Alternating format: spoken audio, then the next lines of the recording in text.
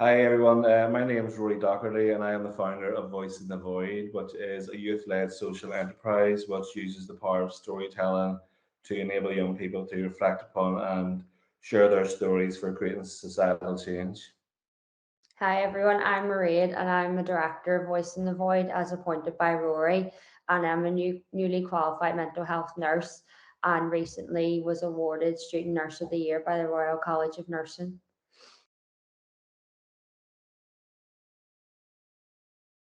Okay, so Voice in the Void was initially set up during the first lockdown back in March 2020, I believe. I was placed on furlough from a current position within Quaker Service, and I wanted to use the time off to reach out and record the stories, the experiences of people from across the world. So I've got 19 stories from people as far away as South Africa, America, England and Ireland, Northern Ireland. I basically wanted to find out how COVID-19 was impacted upon their daily experiences, people who were on the front line, nurses, people who were looking after within schools were kept open. Just there's a whole wide range of people's stories. And I really wanted to see how they were looking after their mental health and use it as an opportunity for people to create an understanding of how the pandemic is affecting not just solely themselves and their community, but worldwide, and use it as a platform to also raise money for people working within some of South Africa's poorest townships. So we raised a total of around £800 and was sent over to help those working in the townships in South Africa. And I think that with the initiation of Voice in the Void, we had just finished up on another social change project, which we had like a number of successes with, and it was sort of coming to its end after achieving those aims over the course of 3 years. So Voice in the Void felt like the development of that project on a more wider scale, because previously we had honed in purely on mental health, but we felt that the void within our society had a number of factors such as like poverty, housing, and these are all correlative with that greater thing of mental health. So we want to take a step back and look at the other societal issues and give people a voice who are experiencing those at the forefront. So, for example, people in care, people who are experiencing poverty, and how we can help deter these factors that create those bigger problems, such as mental illness and physical illness problems. That's right. So while Voice in the Void was initially set up as a fundraiser, it's kind of evolved then over time where we've Mhm. seen an opportunity to help provide a platform for those who were previously involved Yeah. in that mental health campaign that we had, to give them a platform and an opportunity to develop their leadership skills, where they are now coming involved and helping to co-facilitate the sessions of Voice in the Void. And as Maria said, a lot of them have come from various backgrounds where it's not solely mental health focused on now. And we've delivered a couple of initiatives. We've launched back in Mental Health World Day in October last year, a series of our stories of hope, which Mhm.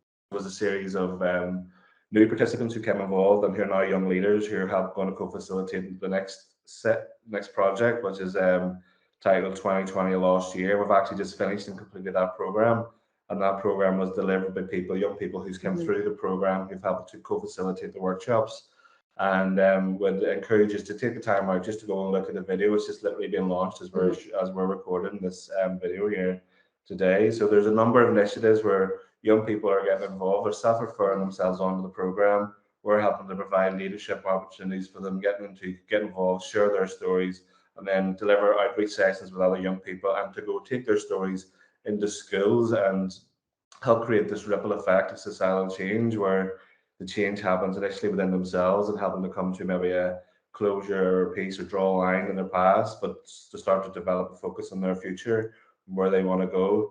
And for a lot of the young people, creating that understanding that their experiences are not unique and other Yeah. people have went through something similar is transformative for a lot of people, and Mhm. realizing that their story matters and their stories can create change for themselves, their family, their community, and society. It's transformational. Like, it's Yeah. transformational for them, but also those listening. As Maria will tell you, this the impact that we have when we're out sharing young Mhm. people's stories, and when young people are hearing from other young people their similar age, there's that real connection that Yeah, like this. societal connection they have where they wouldn't get it from like an adult. So that's why Rory is very good, because this is a youth-led project. He like ensures that the youth do take the lead on it. And like I said, I got involved with a project previously with Rory, and even in myself, I see a great chain of development. And I think within societies today, because of pressures like social media and the focus on like body image and being very conscious of your physical appearance, a lot of young people have deficits regarding their self-confidence, their leadership, and their resilience. And I think it's important that they become aware and also are educated that these things are actually more important than those superficial things about how you look. Yes, always look after yourself physically, but don't let that dominate your life to the point that you don't let yourself create any inner value to yourself, which is a huge concept that people need to have identification within their society, to live like a fulfilling life, really. Yeah.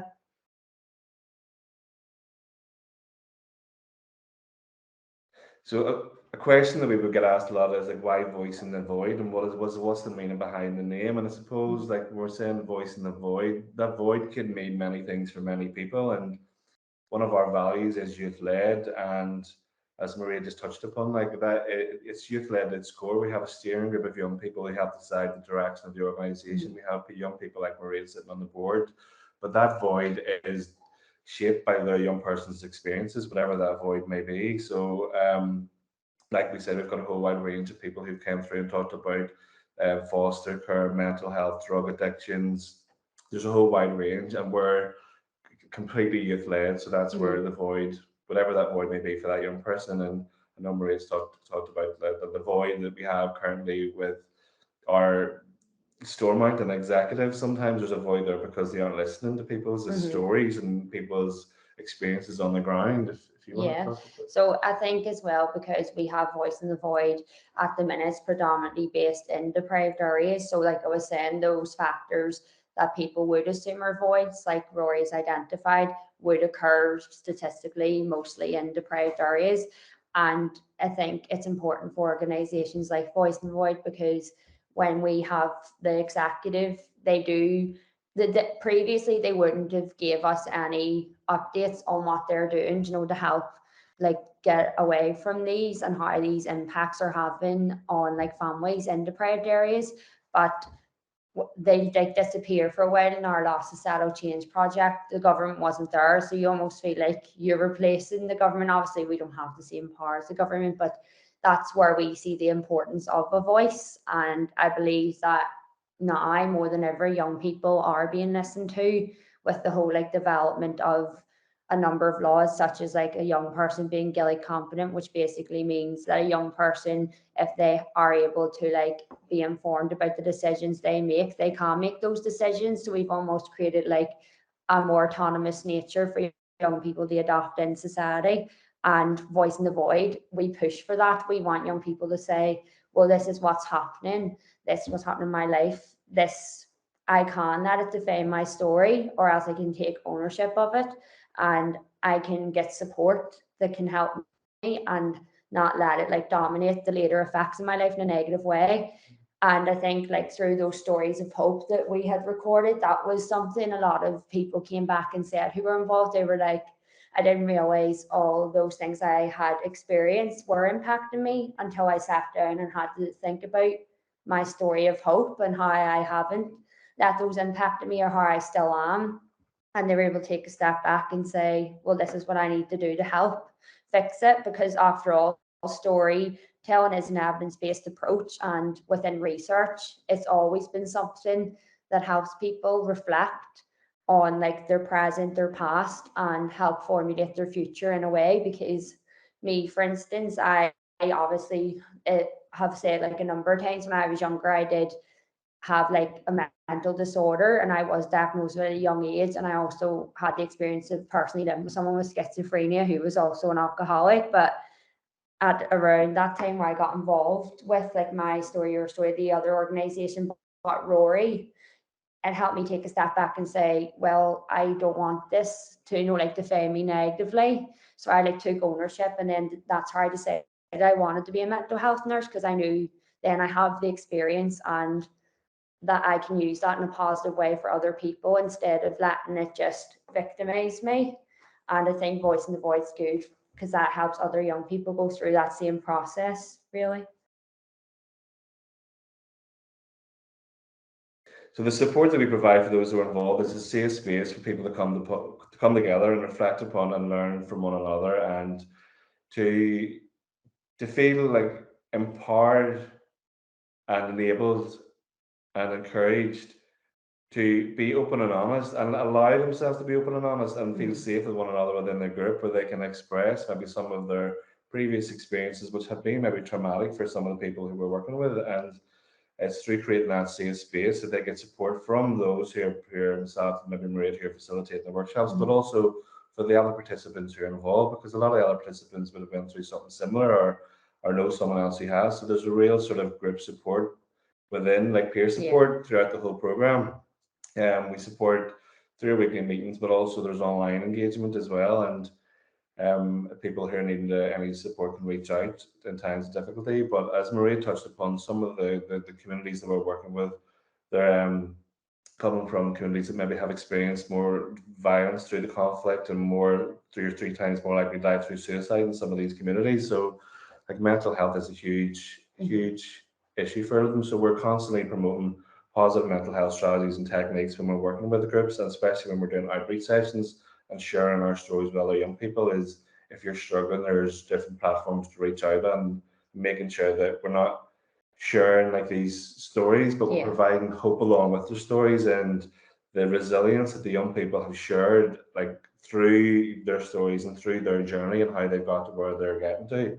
Like people can learn from other people's the resilience that they had and the coping strategies that they use. I think is a massive support that we help provide is through the power of storytelling, sharing the challenges, but also the resilience and the successes and the strategies that young people use. Yeah, and I think that was like a message that, although obviously I did the storytelling personally, like I was saying earlier, that is an evidence-based approach in suicide prevention. So when I was studying in my mental health nursing degree, we basically found that when you had storytelling and stories of hope, like you are providing hope, so it creates like a Papageno effect where it can actually deter people from taking like their life when they are in crisis, because you're relating to them in their darkest of times. So what they're experiencing there and then, their situational stressors, but at the end of it all, you're basically saying you can get through it and there is like a way out. Although obviously when we all have like a lot of circumstantial stressors, it is difficult to see a way out because you just feel like you're getting one thing after the other, but you can get through it. And I think that that's a mindset I've adopted now, and it took me years to adopt it, and it was through like projects like this where it actually hit home for me, because I had like CBT when I was younger, but I had to go back and get it again because I just felt like it was short lived. So it was like 6 weeks. And after 6 weeks, yes, I did instill those changes in my lifestyle.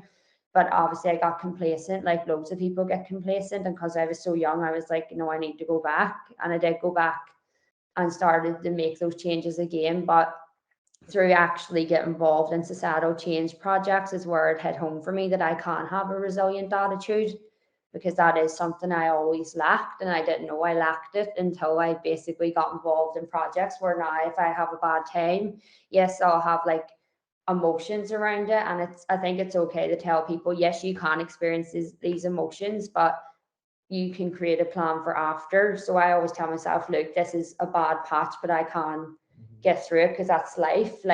We can't paint life as this thing where everything is positive, although we have these stories of hope and that happens. Someone may experience a bad patch after that, like those people like myself or other people, but they can get through it again. So it's not to paint like Voice in the Void as this thing where life's all fine and dandy. I think storytelling is important because it captures both the positives and negatives of someone's life and helps people relate instead of just making it all colorful, because that's not real. And I think it's important to be real about these things as well. And to think on that as well is like the groups that we're working with, like this is a part-time social enterprise. You know, we both have outside jobs, I've reduced my hours in my current job role to try and get Voice in the Void set up with the vision, hopefully to have it more full time in the year to come, maybe potentially. But it is small, so the groups we're working with are small. We keep it small so that we can provide them with the right support. And if people are coming through this process, it is a very emotionally intense process, and people are always in control of their story. And I think that's very important. Is, you know, you might be involved in the group and you might go through like a drawing or do some art for your story, but you might not want to share it with a group. But you went through and you thought about yourself, and through time we find that people then become empowered to take ownership of it and begin to share parts of their story through time with the group. But some people might go through the whole program and then decide, you know, that's okay for me, and they might not want to share their story online or might not want to share their story any further within the group, and that's completely up to them. So it's always giving that person the ownership throughout the whole program of their story, which helps give them the control. And in a sense, they become their own author, editor, and publisher of their own story. And I think that's really powerful in itself, because for many of those we work with, they felt controlled or oppressed by other people and haven't had the opportunity where they felt really in control of their own story or their own journey or where they're going. So although a lot of it, like Mairead said, is reflected upon their past, big part of the program is also looking at the future and where you want to be in 5 years' time, because a lot of people that we're working with are maybe just stuck in the past or stuck in the present and can't see a way out of it. So as part of this program, we see a big key part of it is helping people think about their future and helping them vision where they want to be in 5 years' time and how to try and support them get there. Yeah, definitely. It helps you find yourself as an individual, I think, when you do something like a societal change project, because you will have highs and lows. Like, you'll have good times where everything's going well, you're on a roll, and then there's other times where it's harder. But it's like what you do when it is difficult. Like, do you stick it out or do you walk away? And it's like when you're faced with that question, most people, when they do programs like this, will stick it out because they know that that's just the way it goes after a while. And like I say, that's their resilience developing then. Okay, so Voice in the Void is a very small social enterprise at the minute. We've received a couple of micro grants from Belfast City Council, total of £3,000, which have enabled us to deliver a couple of projects, Stories of Hope, and the project we're launching at the minute, which is 2020 last year. But we've been fortunate, very fortunate, that this year, in the last month, we were awarded money from the National Lottery and the Community Foundation, £10,000, which is going to enable us to expand and deliver exciting new storytelling projects. And we encourage people here, maybe watching or here, interested and want to get involved in this, particularly those in Belfast, to use our social media platforms to reach out, because we're starting to recruit for them projects at the minute. And yeah, so some of the organisations that we want to link in with, and some of the voices that we want to include, would be young people, particularly in care and the care system. So obviously the storytelling projects, we want to create a ripple effect where people can get involved in the storytelling program, where then they can also become volunteers and preview or in the next storytelling groups, where they can come back, share their stories, maybe go out to their previous school, share their story within the set school assemblies, within the local community groups, wherever it is they want to share their story. We would have to try and provide that platform to try and create this ripple effect of great societal change, like change for themselves, their family, and their community. We create volunteer opportunities where they can have them hopefully co-facilitate sessions in the future. And like Rory, whenever she got involved, and she's went through the storytelling program, and now she's a director of Voice in the Void and also helping to co-facilitate and deliver storytelling workshops and sessions. So it provides opportunities for people who maybe think, yeah, I'd be interested in sharing their stories. But like, we want to hear from people as well who maybe think that they don't have a story to tell, because quite often that is the case. Yeah. Everyone thinks they don't have a story to tell, but we all have stories to tell, and we all have been through, well, it doesn't matter, everyone has a story to tell, and we will provide that safe space for people to reflect upon and share their story in a safe way. And I don't know if there's anything you want to add. Yeah, I just think the workshop approach is the best way to engage young people based in like our previous experience. And we found that like young people were very receptive to workshops. So at the minute, just post COVID, we've been trying to get into different schools. So we've had one workshop at the Lockshore School, and we have previous connections with that school. So they were eager to get Voice in the Void in to present the workshop, and the principal basically got back with really great feedback saying that the young people really enjoyed it and they felt like they're being talked to on like their level, which I think is really important, because when you're a young person, the last thing you want is like an adult, but not an adult as in they don't like adults, but you relate more, like you say, like psychologically and on a societal level to someone who's like your age. And if they do have that similar experience and you can see yourself related to them in some way, and sometimes we can provide like inspiration for young people, and that makes them want to go and create the changes in their lives. Because I know when I had seen people creating change when I was younger, I was like, that's something I want to do, but I didn't know how to do it. And it was until like I had opportunities when I met Rory that I actually got to go like on the ground and do those things myself. And I never thought that I'd have opportunities like that. Like when I sit back sometimes, I don't really think about stuff as much as I should. And like my mummy and stuff would be like, oh, you've done really well. But then when I sit back and I think about it, I'm like, well, yeah, like if I had have been 16 and you told me I'd be here now, I probably would have been like, no, there's not a chance. Like I'll never do these things. Even public speaking and stuff, I would have always had a problem with it when I was really young. And then it just got to a point where I was like, if I'm going to create more benefits for people through speaking than negative experience, there's no reason for me not to do it. And obviously, people are always going to have an opinion, but it's like people's opinion of you isn't really any of your business. And that's something that is difficult for all of us in society, because we like bounce off each other. Other people are the like reason we're like social creatures. And but I think that it's important to have that part of your life where you value yourself more than the opinions of other people, and you're able to validate your own achievements over needing it for other people. So you're doing it for yourself. And the thing probably being involved with the group and going through that process with other young people where you're building up your confidence through sharing parts of your story, like over the week, like the 10-week program, where then you begin to take ownership of it, and then sharing your story initially within the group might be daunting, but then for some of the young people who've been involved in the program, the thought of them public speaking or going back to their school and speaking in front of hundreds of people, like, was mind blowing for them. But the fact that they're able to do it, I think, is the support that they get within the group, and like the fact that they're taking full ownership of their story and actually believing that their story matters and a story can make a difference. Because here, like Mairead said, like a young people can relate to young people, particularly those who maybe living in the same communities, have the same experiences. So it is really powerful. And like we're saying about, you know, the support that we're getting, we're delighted to have that fund from the big lottery, because it will enable us to deliver these storytelling projects, 4 more storytelling projects. But other people can get involved. We've got like currently a fundraiser that we're trying to raise money for equipment. People can get involved through sharing our stories on our social media platform, because people can relate to stories, not just the stories from young people in Belfast, but people in England can relate to these stories, I'm sure, as well, or through across the world. And that's why our first project, COVID-19 Stories, highlights the stories from participants from all over the world. Because I think at the minute, when you look at what's happening in the world at the minute, we need to hear stories from all over, and we need to be more united and show more compassion to people. And I think that's what sort of storytelling and hearing people's stories helps create this sort of connection. Yeah, and I think as well, obviously, that word COVID, like none of us like to hear it. And to be honest with you, like hearing it over and over and then working with COVID is difficult. But I think it is important that we acknowledge that it was a difficult time and it has set some people back.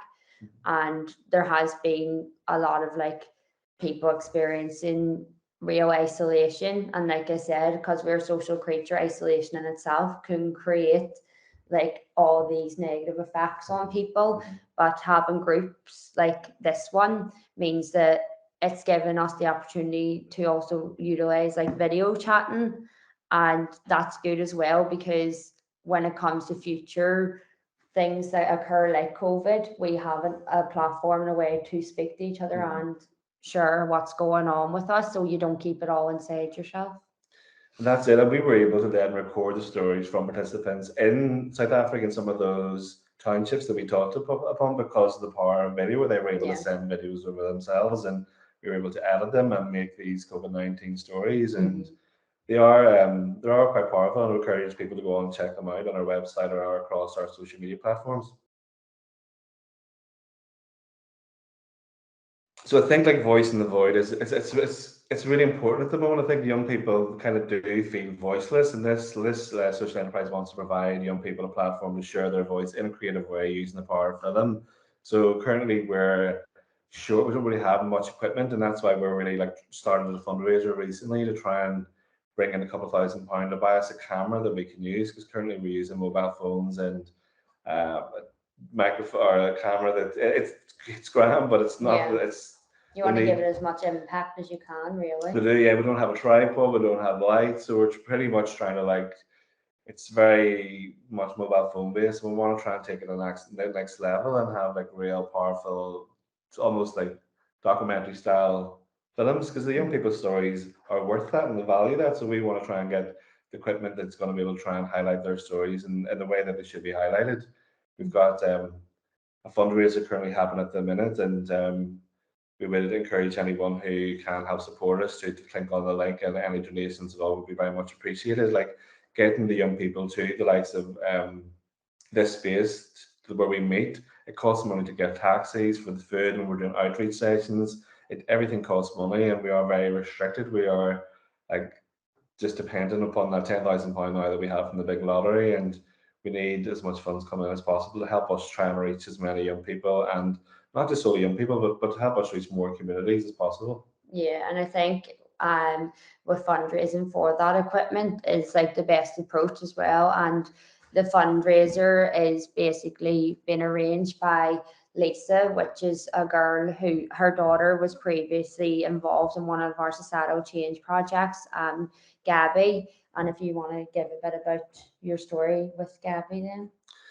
Yeah, no, Gabby was working in my previous role within Quaker Service in a societal change project, My Story, Your Story. And tragically, Gabby's no longer here, as whenever she was 17, she was placed into a bed and breakfast accommodation, which was unregulated, and she was a victim of a serious sexual assault. And tragically, her drug taking spiraled out of control, and she subsequently passed away. And her mother Lisa has developed a campaign for change on Gabby's name and her Gabby's legacy. And we want to stop the use of these unregulated accommodations for 16, 17-year-olds, as we believe it is solely inappropriate for a young person who is so vulnerable to be placed in these types of accommodation that are unregulated, where people from who maybe are just out of prison need bail conditions, or people who are coming in off the street need somewhere to stay, can also be placed next door to a vulnerable young person. It's just not right in so many levels that we want us.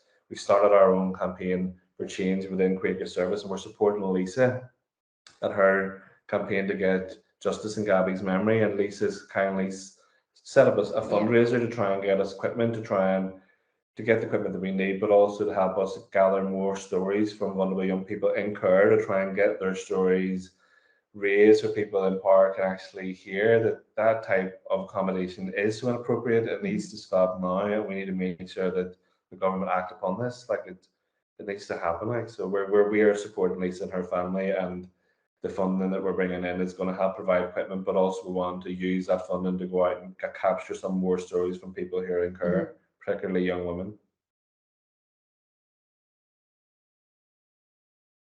So I found out the power of storytelling personally through my own experiences growing up. Whenever I was 16, I experienced a couple of traumatic events, sort of pretty close to one another, and it was a cousin who was 5 who died of cancer, and that just made me question everything, like question that the God that was told was looking after us in this life journey that it was in, and it started to then become sort of isolated and became depressed and not talk to anyone about my feelings, and started to rebel a wee bit, not go to school, and started using unhealthy coping mechanisms to deal with what was going on, trying to numb the feelings and numb this sort of trauma that I was dealing with. And it wasn't until I started then putting my thoughts into sort of pictures and just started to express myself through writing down how I was feeling. And I titled my story In Too Deep, and I shared my story then with my cousin, who was a youth worker at the time, and she was the only real person I could speak to. And it was once, but now whenever I shared my story, I felt like this huge weight that's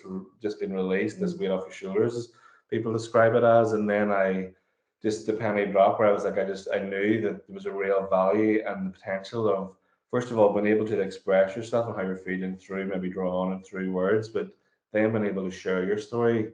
So then that's how I got that passion for storytelling, and have throughout my career have always had this focus in helping people share their stories, and went on to study community youth work and restorative practices, and that then the studying and the placements that I got through studying has always come back to the power of storytelling for me. And I think providing opportunities where people can come and hear and learn from each other's stories is the most powerful and transformative bit of practice that I continue to witness. And even some of the young people we're currently supporting at the minute who first got involved through the Stories of Hope initiative and thought that their story didn't really matter, or they didn't have the story. And that's kind of like what a lot of people think about. Their story doesn't matter, or their story is more traumatic than mine, though. But once you go through the storytelling program, you begin to reflect. And I think in society and in life, it's not just young people, but adults often don't get the time to sit back and reflect upon their life. And we do like a timeline where we provide that space for people to reflect upon all these key events that has maybe happened in their life, and how it's maybe helped shape them into the person they are today. And I know for me, whenever I was reflecting upon my story, it was then whenever I was looking at these traumatic events that maybe happened, and maybe that's why I was rebelling at school and why I made some of the decisions I made. But it also then gave me a chance to reflect upon, okay, well, what I want to do and where I want to go. So that's why I bring it back to using storytelling to help decide your future. And some of the young people we're working with now, he'd gone through, there's a couple, one who was in foster care and wanted to then use her story to help inspire other young people that here in the care system, that their story matters, but also that they are enough and that they can achieve what they want to achieve. Because she's currently now studying her master's, she's involved heavily in Voice in the Void. She's just recently become a sessional worker with Voice in the Void, and she's helping to go out and deliver these outreach sessions. And that's just one of many of the people who've come through the storytelling program. Like Mairead's another example where she's come through, and like you talked about your public speaking, but like that, I remember when we were doing that in the Dunkirk and how difficult, how challenging it was for you. But like for you to be able to go through the storytelling program and have the feel empowered and have the courage to do that, it takes a lot. And I think like people can relate to other young people starting sharing your story. And now you've went on, obviously you finish your nursing, you've got a student nurse of the year, and there's like, oh, you've helped create societal change, definitely 100% through being involved in the likes of these projects. So and I think like as well, like those members that we're talking about, I've actually known them for like a long time, but I lost like touch with them. So we would have been friends when we were younger, but then obviously you don't realize what people were saying. So like they basically told me they'd seen me do this work and they've always wanted to do it, but they never felt like the time was right. And then when Voice in the Void was set up, I basically had put out, for like recruitment with Rory, and just on like my social media channels that I have very little of at the minute, but they basically joined and said, yeah, like you didn't realize how much you were actually doing, but when we seen it and say we wanted to do it, but we just didn't know when the time was right. And it was good because the time was right for them now, basically, and it's never too late and to go through this process. And it doesn't matter like your age or anything like that. And it doesn't really impact how valuable the process will be. So I do think that through those people who are involved now, their own personal journeys are brilliant. Like they're able to say, oh my God, I can't believe I've actually went and done it.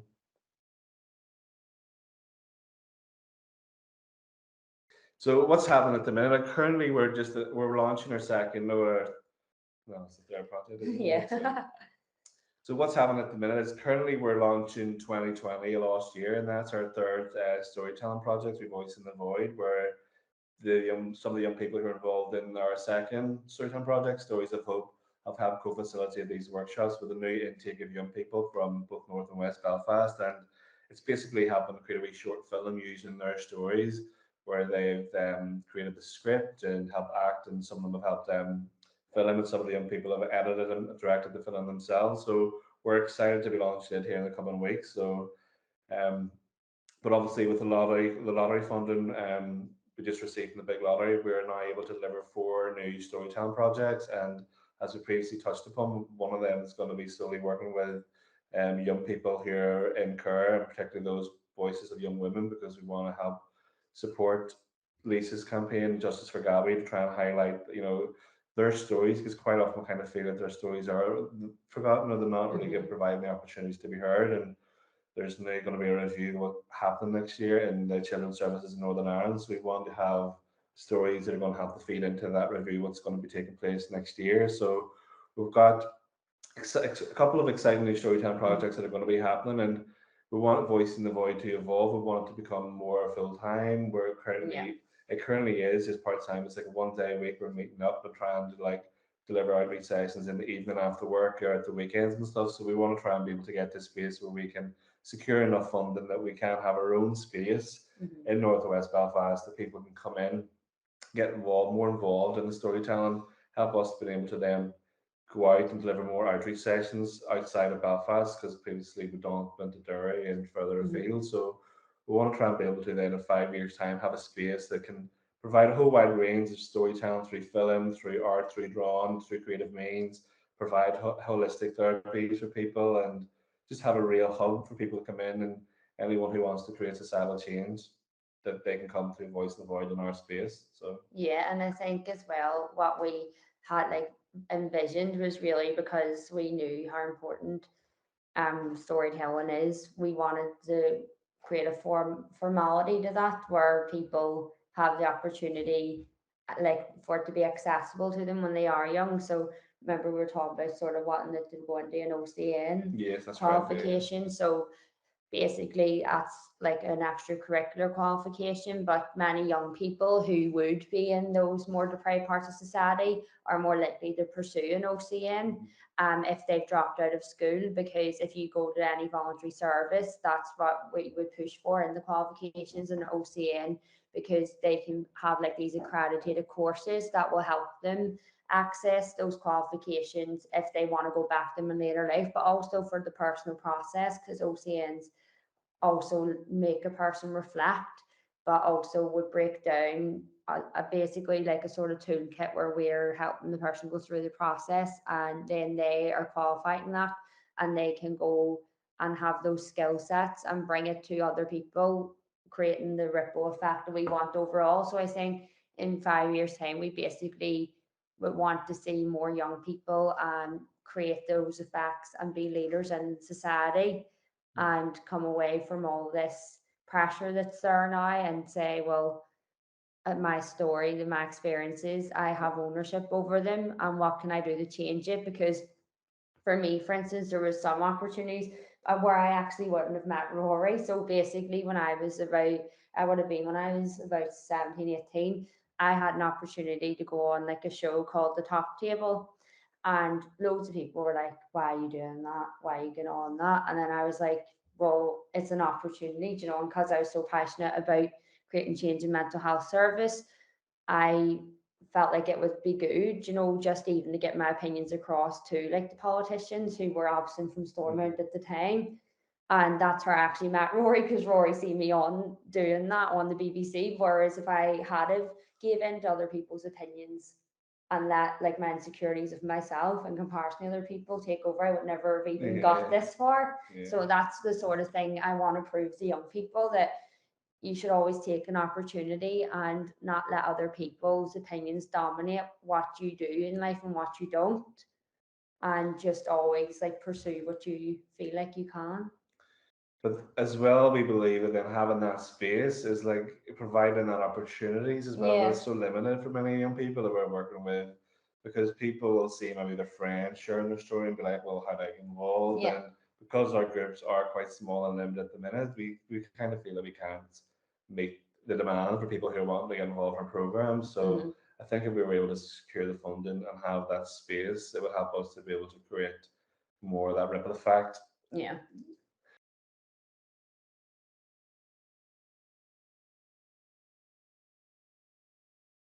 So if anyone's watching this video and are learning more about Voice in the Void and feels that they want to get involved and share their stories, we would encourage people just to reach out through our social media platforms and drop us a message, and then we would be get back to you and talk about the program and tell you if there's any upcoming programs happening.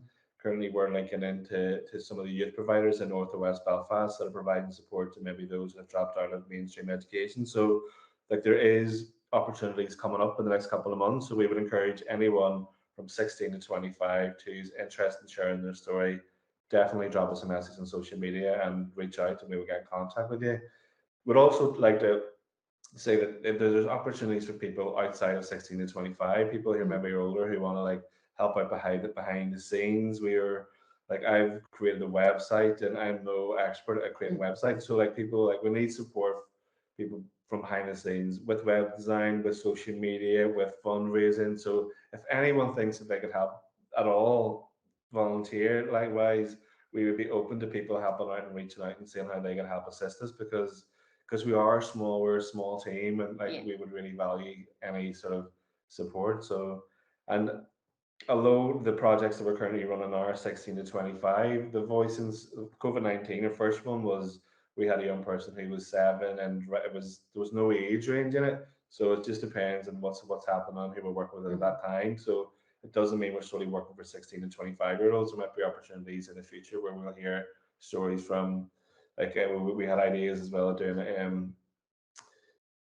intergenerational program where we hear the stories of young people with excuse me, older people and bringing them together and helping them hear each other's stories and their experiences. So, like, there will be opportunities and we will be evolving as the time goes on. So, definitely keep an eye on our social media platforms, on our websites, and reach out. Our contact details are on both. So, please, if anyone's interested, get involved or help out behind the scenes, please do get in contact.